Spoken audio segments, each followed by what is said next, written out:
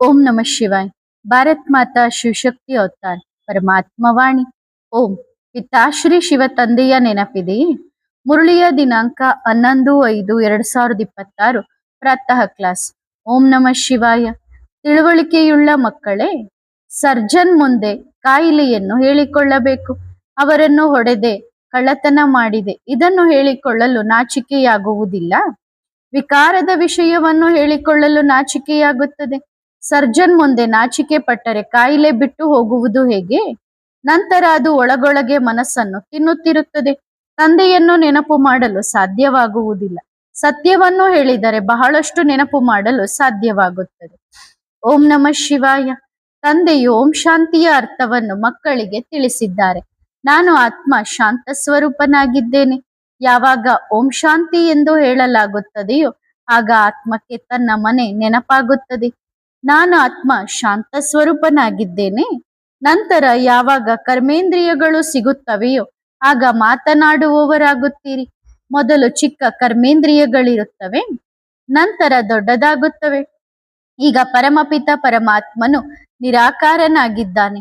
ಅವರಿಗೂ ಮಾತನಾಡಲು ರಥ ಬೇಕು. ಹೇಗೆ ನೀವು ಆತ್ಮಗಳು ಪರಮಧಾಮದ ನಿವಾಸಿಗಳಾಗಿದ್ದೀರೋ ಇಲ್ಲಿಗೆ ಬಂದು ಮಾತನಾಡುವವರಾಗುತ್ತೀರಿ.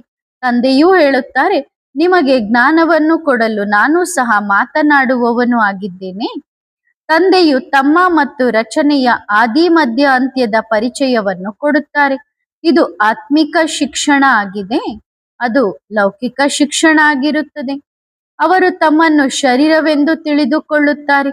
ನಾವು ಆತ್ಮಗಳು ಈ ಶರೀರದ ಮೂಲಕ ಅಂದರೆ ಕಿವಿಗಳ ಮೂಲಕ ಕೇಳುತ್ತೇವೆ ಎಂದು ಯಾರೂ ಹೇಳುವುದಿಲ್ಲ. ಈಗ ನೀವು ಮಕ್ಕಳು ತಿಳಿದುಕೊಂಡಿದ್ದೀರಿ, ತಂದೆಯು ಪತಿತ ಪಾವನರಾಗಿದ್ದಾರೆ. ಅವರೇ ಬಂದು ತಿಳಿಸುತ್ತಾರೆ ನಾನು ಹೇಗೆ ಬರುತ್ತೇನೆ ಎಂದು. ನಿಮ್ಮಂತೆ ನಾನು ಗರ್ಭದಲ್ಲಿ ಬರುವುದಿಲ್ಲ. ನಾನು ಇವರಲ್ಲಿ ಪ್ರವೇಶ ಮಾಡುತ್ತೇನೆ. ನಂತರ ಯಾವುದೇ ಪ್ರಶ್ನೆಯೇ ಬರುವುದಿಲ್ಲ. ಇದು ರಥವಾಗಿದೆ. ಇವರನ್ನು ಮಾತೆ ಎಂದು ಕರೆಯಲಾಗುತ್ತದೆ. ಅತ್ಯಂತ ದೊಡ್ಡ ನದಿ ಬ್ರಹ್ಮಪುತ್ರಿಯಾಗಿದೆ. ಹಾಗಾಗಿ ಇದು ಎಲ್ಲಕ್ಕಿಂತ ದೊಡ್ಡ ನದಿಯಾಗಿದೆ. ನೀರಿನ ಮಾತೇ ಇಲ್ಲ. ಇದು ಮಹಾನದಿ, ಅರ್ಥಾತ್ ಅತ್ಯಂತ ದೊಡ್ಡದು ಜ್ಞಾನ ನದಿಯಾಗಿದೆ. ಆದ್ದರಿಂದ ತಂದೆಯು ಆತ್ಮಗಳಿಗೆ ತಿಳಿಸುತ್ತಾರೆ, ನಾನು ನಿಮ್ಮ ತಂದೆಯಾಗಿದ್ದೇನೆ. ನೀವು ಹೇಗೆ ಮಾತನಾಡುತ್ತೀರೋ ನಾನೂ ಸಹ ಮಾತನಾಡುತ್ತೇನೆ. ನನ್ನ ಪಾತ್ರವಂತೂ ಎಲ್ಲರಿಗಿಂತ ಕೊನೆಯದಾಗಿದೆ. ಯಾವಾಗ ನೀವು ಸಂಪೂರ್ಣ ಪತಿತರಾಗುತ್ತೀರೋ ಆಗ ನನ್ನ ಆಗಮನವಾಗುತ್ತದೆ. ನಿಮ್ಮನ್ನು ವಾರಸುದಾರರನ್ನಾಗಿ ಮಾಡಲು ಬರಬೇಕಾಗುತ್ತದೆ. ಈ ಲಕ್ಷ್ಮೀನಾರಾಯಣರನ್ನು ಈ ರೀತಿ ಮಾಡಿದವರು ಯಾರು? ಈಶ್ವರನನ್ನು ಬಿಟ್ಟು ಬೇರೆ ಯಾರಿಗೂ ಈ ರೀತಿ ಹೇಳಲು ಸಾಧ್ಯವಿಲ್ಲ.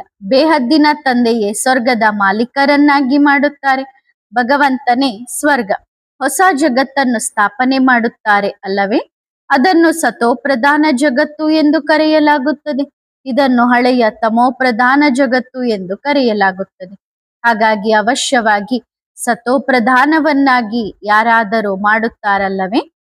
ತಂದೆಯೇ ಜ್ಞಾನದ ಸಾಗರನಾಗಿದ್ದಾರೆ. ಅವರೇ ಹೇಳುತ್ತಾರೆ, ನಾನು ಈ ಮನುಷ್ಯ ಸೃಷ್ಟಿಯ ಬೀಜರೂಪನಾಗಿದ್ದೇನೆ.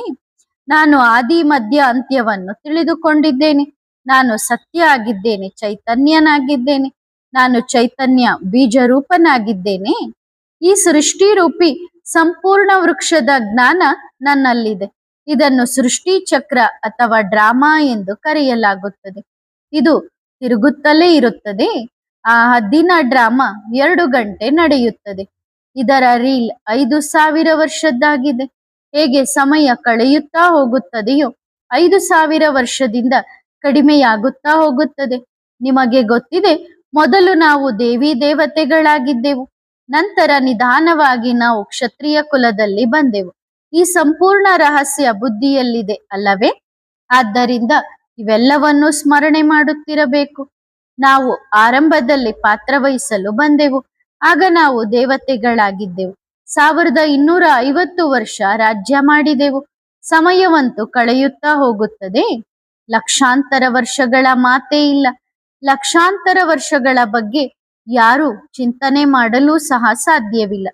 ನಾವು ಈ ದೇವಿ ದೇವತೆಗಳಾಗಿದ್ದೆವು ಎಂದು ನೀವು ತಿಳಿದುಕೊಂಡಿದ್ದೀರಿ.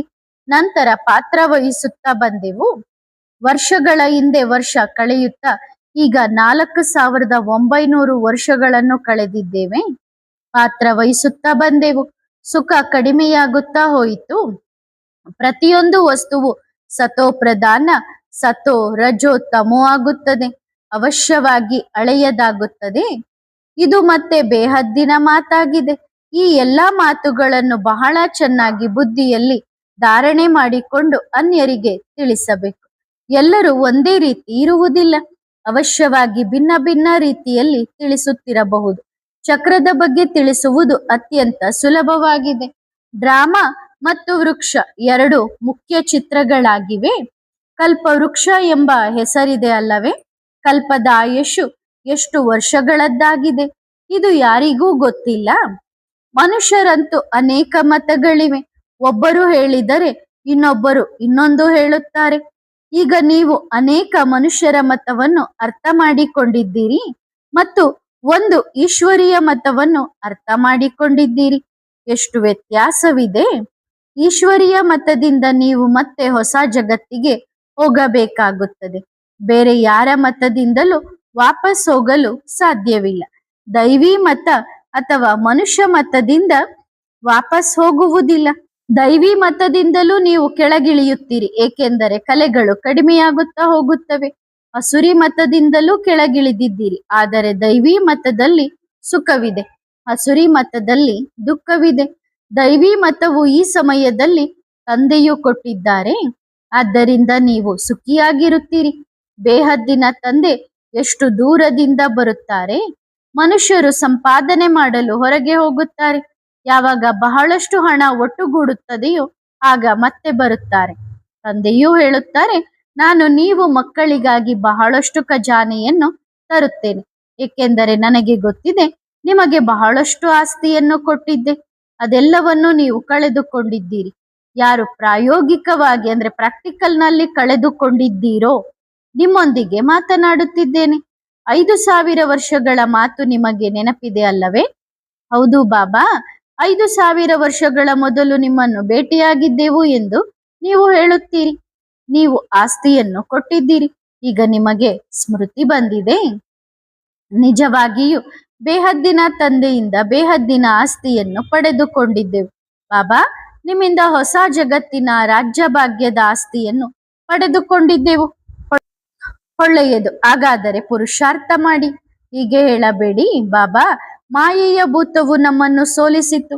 ದೇಹಾಭಿಮಾನದ ನಂತರವೇ ನೀವು ಮಾಯೆಯಿಂದ ಸೋಲುತ್ತೀರಿ. ಲೋಭ ಮಾಡಿದಿರಿ, ಲಂಚ ತಿಂದಿರಿ, ಅಸಹಾಯಕತೆಯ ಮಾತು ಬೇರೆಯಾಗಿದೆ. ಬಾಬಾರವರಿಗೆ ಗೊತ್ತಿದೆ ಲೋಭವಿಲ್ಲದೆ ಹೊಟ್ಟೆಯ ಪೂಜೆ ಆಗುವುದಿಲ್ಲ ಎಂದು.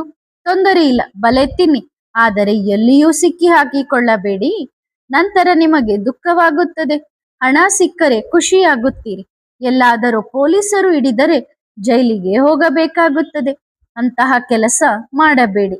ಇದಕ್ಕೆ ನಾನು ಮತ್ತೆ ಜವಾಬ್ದಾರನಲ್ಲ.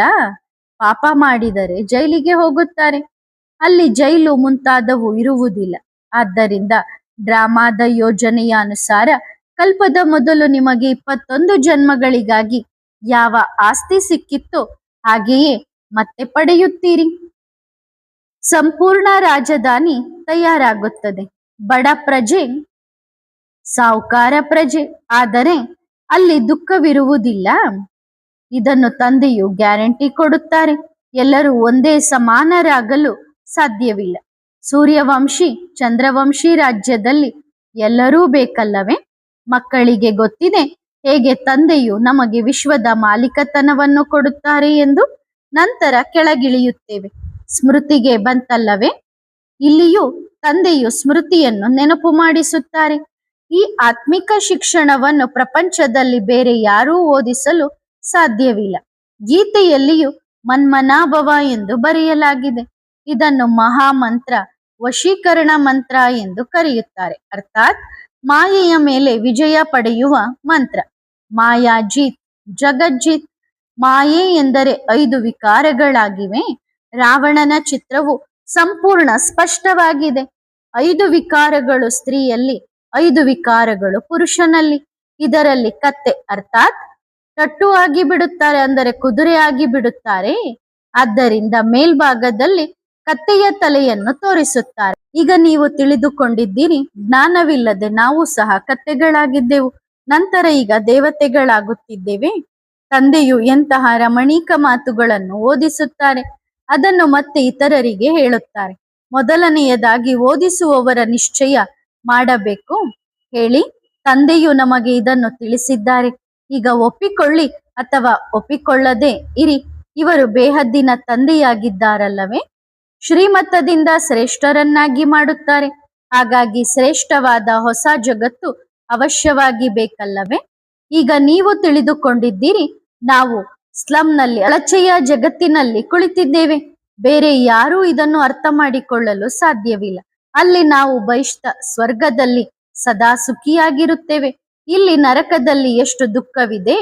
ಇದನ್ನು ಸ್ಲಂ ಅಥವಾ ವಿಷಯ ವೈತರಣಿ ನದಿ ಎಂದು ಕರೆಯಲಾಗುತ್ತದೆ. ಹಳೆಯ ಚೀಚಿ ಜಗತ್ತಾಗಿದೆ. ಈಗ ನೀವು ಅನುಭವ ಮಾಡುತ್ತೀರಿ, ಎಲ್ಲಿ ಸತ್ಯಯುಗದ ಸ್ವರ್ಗ, ಎಲ್ಲಿ ಕಲಿಯುಗದ ನರಕ. ನರಕವನ್ನು ಸ್ಲಂ ಎಂದು ಹೇಳಲಾಗುತ್ತದೆ. ವೈಶಾಲ್ಯವಾಗಿದೆ. ಸ್ವರ್ಗವನ್ನು ವಂಡರ್ ಆಫ್ ದಿ ವರ್ಲ್ಡ್ ಎಂದು ಕರೆಯಲಾಗುತ್ತದೆ. ತ್ರೇತಾಯುಗವನ್ನು ಸಹ ಹಾಗೆ ಹೇಳುವುದಿಲ್ಲ.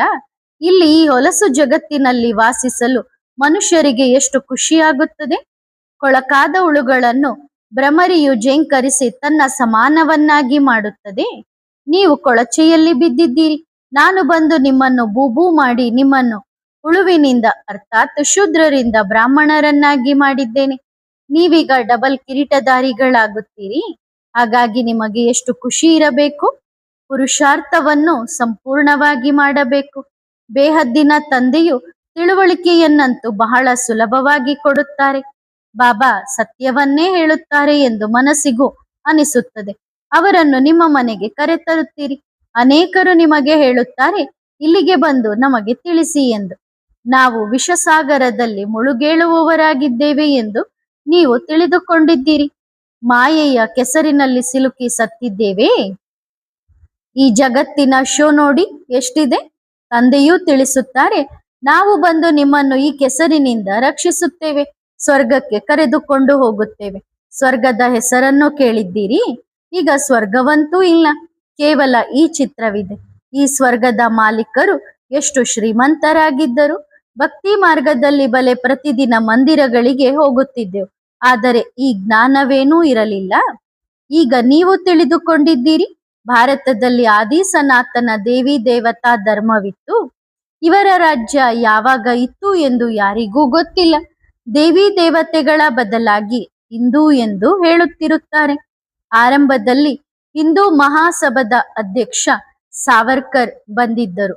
ಅವರು ಹೇಳಿದರು, ನಾವು ವಿಕಾರಿಗಳು, ಹಸುರರಾಗಿದ್ದೇವೆ. ನಮ್ಮನ್ನು ದೇವಿ ದೇವತೆಗಳೆಂದು ಹೇಗೆ ಕರೆದುಕೊಳ್ಳೋಣ. ನಾವು ಹೇಳಿದೆವು, ಒಳ್ಳೆಯದು, ಬನ್ನಿರಿ. ಹಾಗಾದರೆ ನಿಮಗೆ ನಾವು ತಿಳಿಸುತ್ತೇವೆ. ದೇವಿ ದೇವತಾ ಧರ್ಮದ ಸ್ಥಾಪನೆ ಮತ್ತೆ ಆಗುತ್ತಿದೆ.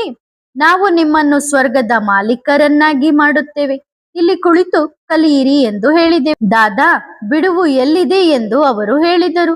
ಬಿಡುವಿಲ್ಲದಿದ್ದರೆ ಮತ್ತೆ ದೇವತೆಗಳಾಗುವುದು ಹೇಗೆ. ಇದು ಶಿಕ್ಷಣ ಆಗಿದೆ ಅಲ್ಲವೇ.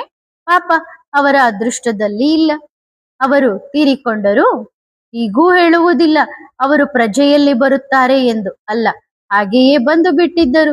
ಇಲ್ಲಿ ಪವಿತ್ರತೆಯ ಜ್ಞಾನ ಸಿಗುತ್ತದೆ ಎಂದು ಕೇಳಿದ್ದರು, ಆದರೆ ಬರಲು ಸಾಧ್ಯವಾಗಲಿಲ್ಲ. ಆದರೂ ಹಿಂದೂ ಧರ್ಮದಲ್ಲೇ ಬರುತ್ತಾರೆ. ಸತ್ಯಯುಗದ ಆದಿ ಸನಾತನ ದೇವಿ ದೇವತಾ ಧರ್ಮದಲ್ಲಿ ಬರುವುದಿಲ್ಲ. ಇಂತಹವರು ಬಹಳಷ್ಟಿದ್ದಾರೆ. ಬಲೆ ಈಗ ಹಿಂದೂ ಧರ್ಮದಲ್ಲಿದ್ದಾರೆ, ಆದರೆ ಇಲ್ಲಿಂದ ಕೇಳಿ ಬರುತ್ತಾರೆ. ನಂತರ ಹಿಂದೂ ಧರ್ಮಕ್ಕೆ ಹೋಗಿದ್ದಾರೆ. ಮಾಯೆ ಬಹಳ ಪ್ರಬಲವಾಗಿದೆ. ಈಗ ನೀವು ಮಕ್ಕಳು ಅರ್ಥ ಮಾಡಿಕೊಂಡಿದ್ದೀರಿ, ನಾವು ಆತ್ಮಗಳ ತಂದೆಯಾಗಿದ್ದಾರೆ. ಅವರಿಗೂ ಮನಸ್ಸಿನ ಮಾತನ್ನು ಹೇಳದಿದ್ದರೆ ಮತ್ತೆ ಉಲ್ಟಾ ಸುಲ್ಟಾ ಪಾಪವಾಗುತ್ತಲೇ ಇರುತ್ತದೆ. ರಾವಣನ ಜಗತ್ತಿನಲ್ಲಿ ಪಾಪವಂತೂ ಆಗುತ್ತಾ ಇರುತ್ತದೆ. ನಾವು ಜನ್ಮ ಜನ್ಮಾಂತರದ ಪಾಪಿಗಳಾಗಿದ್ದೇವೆ ಎಂದು ಹೇಳುತ್ತಾರೆ. ಇದನ್ನು ಯಾರು ಹೇಳಿದರು. ಆತ್ಮವು ಹೇಳುತ್ತದೆ. ತಂದೆಯ ಮುಂದೆ ಅಥವಾ ದೇವತೆಗಳ ಮುಂದೆ ಈಗ ನೀವು ಅನುಭವ ಮಾಡುತ್ತೀರಿ. ನಿಜವಾಗಿಯೂ ನಾವು ಜನ್ಮ ಜನ್ಮಾಂತರದ ಪಾಪಿಗಳಾಗಿದ್ದೆವು. ರಾವಣನ ರಾಜ್ಯದಲ್ಲಿ ಪಾಪಗಳನ್ನು ಅವಶ್ಯವಾಗಿ ಮಾಡಿದ್ದೇವೆ. ಅನೇಕ ಜನ್ಮಗಳ ಪಾಪವನ್ನಂತೂ ವರ್ಣನೆ ಮಾಡಲು ಸಾಧ್ಯವಿಲ್ಲ. ಈ ಜನ್ಮದ ಪಾಪಗಳನ್ನು ವರ್ಣನೆ ಮಾಡಬಹುದು. ಅದನ್ನು ಹೇಳಿಕೊಳ್ಳುವುದರಿಂದಲೂ ಹಗುರವಾಗುತ್ತದೆ. ಸರ್ಜನ್ ಮುಂದೆ ಕಾಯಿಲೆಯನ್ನು ಹೇಳಿಕೊಳ್ಳಬೇಕು. ಇಂಥವರಿಗೆ ಹೊಡೆದೆ, ಕಳ್ಳತನ ಮಾಡಿದೆ, ಇದನ್ನು ಹೇಳಿಕೊಳ್ಳಲು ನಾಚಿಕೆಯಾಗುವುದಿಲ್ಲ. ವಿಕಾರದ ವಿಷಯವನ್ನು ಹೇಳಿಕೊಳ್ಳಲು ನಾಚಿಕೆ ಪಡುತ್ತಾರೆ. ಸರ್ಜನ್ ಮುಂದೆ ನಾಚಿಕೆ ಪಟ್ಟರೆ ಕಾಯಿಲೆ ಬಿಟ್ಟು ಹೋಗುವುದು ಹೇಗೆ? ನಂತರ ಅದು ಒಳಗೊಳಗೆ ಮನಸ್ಸನ್ನು ತಿನ್ನುತ್ತಿರುತ್ತದೆ. ತಂದೆಯನ್ನು ನೆನಪು ಮಾಡಲು ಸಾಧ್ಯವಾಗುವುದಿಲ್ಲ. ಸತ್ಯವನ್ನು ಹೇಳಿದರೆ ಬಹಳಷ್ಟು ನೆನಪು ಮಾಡಲು ಸಾಧ್ಯವಾಗುತ್ತದೆ. ತಂದೆಯೂ ಹೇಳುತ್ತಾರೆ, ನಾನು ಸರ್ಜನ್, ನಿಮ್ಮ ಎಷ್ಟೊಂದು ಚಿಕಿತ್ಸೆ ಮಾಡುತ್ತೇನೆ. ನಿಮ್ಮ ಶರೀರವು ಸದಾ ಕಂಚನವಾಗಿರುತ್ತದೆ. ಸರ್ಜನ್ಗೆ ಹೇಳುವುದರಿಂದ ಹಗುರವಾಗುತ್ತದೆ. ಕೆಲವರು ತಾವಾಗಿಯೇ ಎಲ್ಲವನ್ನೂ ಬರೆಯುತ್ತಾರೆ. ಬಾಬಾ, ನಾವು ಜನ್ಮ ಜನ್ಮಾಂತರ ಪಾಪಗಳನ್ನು ಮಾಡಿದ್ದೇವೆ. ಪಾಪಾತ್ಮರ ಜಗತ್ತಿನಲ್ಲಿ ಪಾಪಾತ್ಮರಾಗಿದ್ದೇವೆ. ಪಾಪಾತ್ಮರು ಪಾಪಾತ್ಮರೊಂದಿಗೆನೆ ಕೊಡುವುದು ಕೊಳ್ಳುವಿಕೆಯ ವ್ಯಾಪಾರ ಮಾಡುತ್ತಾರೆ. ವಿಕಾರಿಗಳು ವಿಕಾರಿಗಳಿಗೆ ದಾನ ಮಾಡಿದರೆ ವಿಕಾರಿಗಳೇ ಆಗುತ್ತಾರಲ್ಲವೇ? ಸನ್ಯಾಸಿಗಳಿಗೆ ಎಷ್ಟು ಹಣವನ್ನು ಕೊಡುತ್ತಾರೆ? ಬಹಳಷ್ಟು ವಿಕಾರಿಗಳದ್ದನ್ನು ತಿಂದಿದ್ದಾರೆ. ಹಾಗಾಗಿ ಅವರೂ ಸಹ ಬಹಳ ವಿಕಾರಿಗಳಾಗಿದ್ದಾರೆ. ಆದ್ದರಿಂದ ಅವರ ಹೆಸರನ್ನೇ ಹಿರಣ್ಯಕಶಿಪ್ ಎಂದು ಇಡಲಾಗಿದೆ. ಇವರು ನಿಮ್ಮನ್ನು ಕೆಳಗೆ ಬೀಳಿಸಿದ್ದಾರೆ. ಅನೇಕ ಗುರುಗಳಿದ್ದಾರೆ. ಅವರು ನಿಮಗೆ ಭಕ್ತಿ ಮಾರ್ಗದ ಮಾತುಗಳನ್ನೇ ಹೇಳುತ್ತಿರುತ್ತಾರೆ. ಗುರುಗಳು ನಿಮ್ಮನ್ನು ಕೆಳಗೆ ಬೀಳಿಸುತ್ತಾ ಬೀಳಿಸುತ್ತಾ ಇನ್ನು ಕೆಳಗೆ ತಂದಿದ್ದಾರೆ. ಈಗ ತಂದೆಯೂ ಹೇಳುತ್ತಾರೆ, ಈ ಕಲಿಯುಗದ ಗುರುಗಳನ್ನು ಬಿಡಿ, ನಾನು ನಿಮ್ಮ ಸದ್ಗುರುವಾಗಿದ್ದೇನೆ. ಸದ್ಗುರು ಅಕಾಲ ಮೂರತ್ ಎಂದು ಹೇಳುತ್ತಾರಲ್ಲವೇ? ಅಕಾಲ ಅರ್ಥಾತ್ ಯಾರನ್ನು ಕಾಲವು ನುಂಗಲು ಸಾಧ್ಯವಿಲ್ಲವೋ ಅದಂತೂ ಆತ್ಮವಾಗಿದೆ. ನಿಜವಾದ ಸದ್ಗುರು ಅಕಾಲ ಮೂರತ್ ತಂದೆಯಾಗಿದ್ದಾರೆ. ಅವರು ಎಂದಿಗೂ ಪುನರ್ಜನ್ಮದಲ್ಲಿ ಬರುವುದಿಲ್ಲ. ಅವರು ಅಕಾಲ ತಖ್ತ್ ಎಂದು ಹೆಸರಿಟ್ಟಿದ್ದಾರೆ, ಆದರೆ ಅರ್ಥವನ್ನು ತಿಳಿದುಕೊಂಡಿಲ್ಲ. ತಂದೆಯು ತಿಳಿಸಿದ್ದಾರೆ, ಇದು ಆತ್ಮದ ಸಿಂಹಾಸನವಾಗಿದೆ. ಶೋಭೆಯೂ ಇಲ್ಲಿದೆ. ತಿಲಕವನ್ನು ಇಲ್ಲಿಯೇ ಇಡುತ್ತಾರಲ್ಲವೇ? ನಿಜವಾಗಿ ತಿಲಕವನ್ನು ಸಂಪೂರ್ಣವಾಗಿ ಬಿಂದುವಿನಂತೆ ಇಡುತ್ತಾರೆ. ಈಗ ನೀವು ನಿಮಗೆ ನೀವೇ ತಿಲಕವನ್ನು ಇಟ್ಟುಕೊಳ್ಳಬೇಕು. ತಂದೆಯನ್ನು ನೆನಪು ಮಾಡುತ್ತೀರಿ. ಯಾರು ಬಹಳಷ್ಟು ಸೇವೆಯನ್ನು ಮಾಡುತ್ತಾರೋ ಅವರು ಹೊಸ ಜಗತ್ತಿನಲ್ಲಿ ದೊಡ್ಡ ಮಹಾರಾಜರಾಗುತ್ತಾರೆ. ಹಳೆಯ ಜಗತ್ತಿಗಾಗಿ ಓದುವುದಿಲ್ಲ ಅಲ್ಲವೇ? ಹಾಗಾಗಿ ಇಷ್ಟು ಶ್ರೇಷ್ಠವಾದ ಶಿಕ್ಷಣದ ಕಡೆಗೆ ಗಮನ ಕೊಡಬೇಕು. ಇಲ್ಲಿ ಕುಳಿತುಕೊಳ್ಳುತ್ತೀರಿ. ಆದರೂ ಕೆಲವರ ಬುದ್ಧಿಯೋಗವು ಚೆನ್ನಾಗಿರುತ್ತದೆ, ಕೆಲವರದ್ದು ಎಲ್ಲೆಲ್ಲೋ ಹೊರಟು ಹೋಗುತ್ತದೆ. ಕೆಲವರು 10 ನಿಮಿಷ ಬರೆಯುತ್ತಾರೆ, ಕೆಲವರು 5 ನಿಮಿಷ ಬರೆಯುತ್ತಾರೆ. ಯಾರ ಚಾರ್ಟ್ ಚೆನ್ನಾಗಿರುತ್ತದೆಯೋ ಅವರಿಗೆ ನಶೆ ಏರುತ್ತದೆ. ಬಾಬಾ, ಇಷ್ಟು ಸಮಯ ನಾವು ನಿಮ್ಮ ನೆನಪಿನಲ್ಲಿದ್ದೆವು. 15 ನಿಮಿಷಕ್ಕಿಂತ ಹೆಚ್ಚಂತೂ ಯಾರೂ ಬರೆಯಲು ಸಾಧ್ಯವಿಲ್ಲ. ಬುದ್ಧಿಯು ಅತ್ತಿತ್ತ ಓಡುತ್ತದೆ. ಒಂದು ವೇಳೆ ಎಲ್ಲರೂ ಏಕರಸವಾಗಿ ಬಿಟ್ಟರೆ ನಂತರ ಕರ್ಮಾತೀತ ಸ್ಥಿತಿಯಾಗುತ್ತದೆ. ತಂದೆಯು ಎಂತಹ ಮಧುರವಾದ ಪ್ರೀತಿಯ ಮಾತುಗಳನ್ನು ಹೇಳುತ್ತಾರೆ. ಈಗಂತೂ ಯಾರೂ ಹೇಳಲು ಸಾಧ್ಯವಿಲ್ಲ. ತಂದೆಯೇ ಬಂದು ಈ ರಥದಲ್ಲಿ ಪ್ರವೇಶ ಮಾಡುತ್ತಾರೆ. ಇವರು ಹೇಳುತ್ತಾರೆ, ನಾನು ಯಾವುದೇ ಪಂಡಿತ ಮುಂತಾದವನಾಗಿರಲಿಲ್ಲ, ಯಾವ ಗುರುವೂ ಕಲಿಸಲಿಲ್ಲ. ಗುರುವಿನಿಂದ ಕೇವಲ ಒಬ್ಬರು ಕಲಿಯುವುದಿಲ್ಲ ಅಲ್ಲವೇ? ಗುರುವಿನಿಂದ ಸಾವಿರಾರು ಜನರು ಕಲಿಯಬಹುದು. ಸದ್ಗುರುವಿನಿಂದ ನೀವು ಎಷ್ಟು ಕಲಿಯುತ್ತೀರಿ? ಇದು ಮಾಯೆಯನ್ನು ವಶಪಡಿಸಿಕೊಳ್ಳುವ ಮಂತ್ರವಾಗಿದೆ. ಮಾಯೆ ಎಂದು 5 ವಿಕಾರಗಳಿಗೆ ಹೇಳಲಾಗುತ್ತದೆ. ಧನವನ್ನು ಸಂಪತ್ತು ಎಂದು ಕರೆಯಲಾಗುತ್ತದೆ. ಲಕ್ಷ್ಮೀನಾರಾಯಣರಿಗಾಗಿ ಹೇಳುತ್ತಾರೆ, ಇವರ ಬಳಿ ಬಹಳಷ್ಟು ಸಂಪತ್ತಿದೆ. ಲಕ್ಷ್ಮೀನಾರಾಯಣರನ್ನು ಎಂದಿಗೂ ಮಾತಾಪಿತಾ ಎಂದು ಕರೆಯುವುದಿಲ್ಲ. ಆದಿದೇವ ಆದಿದೇವಿಯನ್ನು ಜಗತ್ಪಿತ ಜಗದಂಬ ಎಂದು ಕರೆಯುತ್ತಾರೆ. ಇವರನ್ನಲ್ಲ. ಇವರಂತೂ ಸ್ವರ್ಗದ ಮಾಲೀಕರಾಗಿದ್ದಾರೆ. ಅವಿನಾಶಿ ಜ್ಞಾನಧನವನ್ನು ಪಡೆದುಕೊಂಡು ಇವರು ಇಷ್ಟು ಶ್ರೀಮಂತರಾಗಿದ್ದಾರೆ. ಅಂಬೆಯ ಬಳಿ ಅನೇಕ ಆಸೆಗಳನ್ನು ಹೊತ್ತುಕೊಂಡು ಹೋಗುತ್ತಾರೆ. ಲಕ್ಷ್ಮಿಯ ಬಳಿ ಕೇವಲ ಹಣಕ್ಕಾಗಿ ಹೋಗುತ್ತಾರೆ, ಬೇರೇನೂ ಇಲ್ಲ. ಹಾಗಾದರೆ ದೊಡ್ಡವರು ಯಾರು? ಅಂಬೆಯಿಂದ, ಜಗದಂಬೆಯಿಂದ ಏನು ಸಿಗುತ್ತದೆ ಎಂದು ಯಾರಿಗೂ ಗೊತ್ತಿಲ್ಲ. ಲಕ್ಷ್ಮಿಯಿಂದ ಏನು ಸಿಗುತ್ತದೆ? ಲಕ್ಷ್ಮಿಯಿಂದ ಕೇವಲ ಹಣವನ್ನು ಕೇಳುತ್ತಾರೆ. ಅಂಬೆಯಿಂದ ನಿಮಗೆ ಎಲ್ಲವೂ ಸಿಗುತ್ತದೆ. ಅಂಬೆಯ ಹೆಸರು ಹೆಚ್ಚಾಗಿದೆ. ಏಕೆಂದರೆ ಮಾತೆಯರು ದುಃಖವನ್ನು ಹೆಚ್ಚು ಸಹಿಸಿಕೊಳ್ಳಬೇಕಾಯಿತು. ಹಾಗಾಗಿ ಮಾತೆಯರ ಹೆಸರು ಹೆಚ್ಚಾಗಿರುತ್ತದೆ. ಒಳ್ಳೆಯದು. ಆದರೂ ತಂದೆಯೂ ಹೇಳುತ್ತಾರೆ, ತಂದೆಯನ್ನು ನೆನಪು ಮಾಡಿದರೆ ಪಾವನರಾಗುತ್ತೀರಿ ಮತ್ತು ಚಕ್ರವನ್ನು ನೆನಪು ಮಾಡಿ ದೈವಿ ಗುಣಗಳನ್ನು ಧಾರಣೆ ಮಾಡಿಕೊಳ್ಳಿ. ಬಹಳಷ್ಟು ಜನರನ್ನು ನಿಮ್ಮ ಸಮಾನರನ್ನಾಗಿ ಮಾಡಿಕೊಳ್ಳಿರಿ. ಪರಮಪಿತನ ವಿದ್ಯಾರ್ಥಿಗಳಾಗಿದ್ದೀರಿ. ಕಲ್ಪದ ಹಿಂದೆಯೂ ಆಗಿದ್ದೀರಿ ಮತ್ತು ಈಗಲೂ ಅದೇ ಗುರಿ ಉದ್ದೇಶವಾಗಿದೆ. ಇದು ಸತ್ಯ ನರನಿಂದ ನಾರಾಯಣನಾಗುವ ಕಥೆಯಾಗಿದೆ. ಒಳ್ಳೆಯದು. ಮಧುರಾತಿ ಮಧುರ ಸಿಕ್ಕಿಲ್ಲದೆ ಆತ್ಮಿಕ ಮಕ್ಕಳಿಗೆ ಆತ್ಮಿಕ ಬಾಪ್ ದಾದಾರವರ ನೆನಪು, ಪ್ರೀತಿ, ಗುಡ್ ಮಾರ್ನಿಂಗ್ ಮತ್ತು ನಮಸ್ತೆ. ಆತ್ಮಿಕ ಮಕ್ಕಳಿಗೆ ನೆನಪು, ಪ್ರೀತಿ ಮತ್ತು ನಮಸ್ತೆ. ಆತ್ಮಿಕ ಮಕ್ಕಳು ಆತ್ಮಿಕ ತಂದೆಗೆ ಮಾಡುವ ನಮಸ್ತೆ ನಮಸ್ತೆ ನಮಸ್ತೆ. ಧನ್ಯವಾದ ಬಾಬಾ, ಶುಕ್ರಿಯ. ವರದಾನ: ಅದೃಷ್ಟಶಾಲಿಗಳಾಗಿರಿ. ಎಲ್ಲರೂ ಸದಾ ಸಂಗಮ ಯುಗದ ಶ್ರೇಷ್ಠ ಭಾಗ್ಯವನ್ನು ಸ್ಮರಣೆ ಮಾಡುತ್ತಾ ಹರ್ಷಿತರಾಗಿರುತ್ತೀರಾ? ಸಂಗಮ ಯುಗದ ಭಾಗ್ಯವನ್ನು ಬೇರೆ ಯಾವುದೇ ಯುಗದಲ್ಲಿ ಪಡೆಯಲು ಸಾಧ್ಯವಿಲ್ಲ. ಸಂಗಮ ಯುಗದ ಪ್ರತಿಯೊಂದು ಸೆಕೆಂಡ್ ಅತಿ ಭಾಗ್ಯಶಾಲಿಯಾಗಿದೆ. ಒಂದು ಸೆಕೆಂಡ್ ಅನೇಕ ಜನ್ಮಗಳ ಭಾಗ್ಯವನ್ನು ರೂಪಿಸಲು ನಿಮಿತ್ತವಾಗುತ್ತದೆ. ಹಾಗಾಗಿ ಇಂತಹ ಶ್ರೇಷ್ಠ ಭಾಗ್ಯವನ್ನು ಸದಾ ನೆನಪಿನಲ್ಲಿಟ್ಟುಕೊಂಡು ಒಳಗೊಳಗೆ ಭಾಗ್ಯವನ್ನು ನೋಡಿ ಸದಾ ಖುಷಿಯಲ್ಲಿ ನಲಿಯುತ್ತೀರಿ. ವಾ ನನ್ನ ಭಾಗ್ಯ! ಇಂತಹ ಒಳಗಿನ ಖುಷಿಯು ಹೊರಗೆ ಕಾಣಿಸುತ್ತದೆಯೇ? ನೋಡುವವರು ಇವರಿಗೆ ಏನೋ ಸಿಕ್ಕಿದೆ, ಏನನ್ನೋ ಪಡೆದುಕೊಂಡಿದ್ದಾರೆ ಎನ್ನುವ ಅನುಭವ ಮಾಡುತ್ತಾರೆಯೇ? ಹಾಗಾಗಿ ಹೀಗೆ ಸದಾ ಖುಷಿಯಾಗಿರಿ. ಸದಾ ಗಮನವಿಟ್ಟುಕೊಂಡರೆ ಮಾಯೆಯು ಖುಷಿಯ ಖಜಾನೆಯನ್ನು ಕಸಿದುಕೊಳ್ಳಲು ಸಾಧ್ಯವಿಲ್ಲ. ಒಳ್ಳೆಯದು. ಓಂ ನಮಃ ಶಿವಾಯ.